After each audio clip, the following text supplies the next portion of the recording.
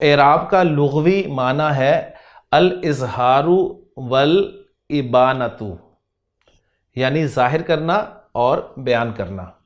عربی زبان میں کہا جاتا ہے اعربت عما فی نفسی، یعنی میرے دل میں جو تھا میں نے اس کا اظہار کر دیا، اسے بیان کر دیا۔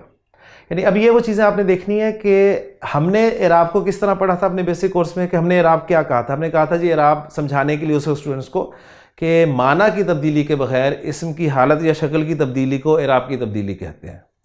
معنی کی تبدیلی کے بغیر، یعنی معنی نہیں بدلتے کسی اسم کے، لیکن اس کی شکل یا حالت بدل جاتی ہے، یہ تبدیلی اعراب کی تبدیلی کہلاتی ہے، اور اس وقت اسٹوڈنٹس کے لیے یہی آسان تھا۔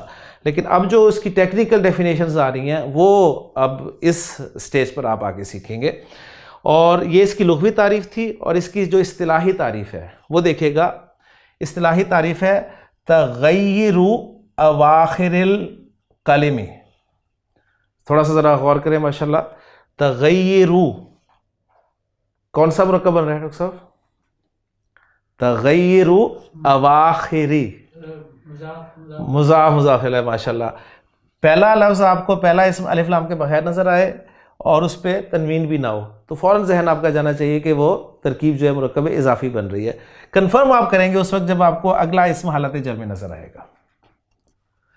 تو یعنی اواخر، اواخر کا تغیر، تغیر کسے کہتے ہیں؟ تبدیلی۔ اب وہ اواخر الکلمی، یعنی اور پھر ساتھ ہی پیچیدہ مرکب اضافی، یعنی یہ پھر آگے مزید مضاف الیہ، یعنی الکلم، الکلم جو ہے یہ الکلمہ کی جمع ہے، کلمات کے اواخر کا تغیر، اواخر جمع ہے آخر کی، ٹھیک ہے۔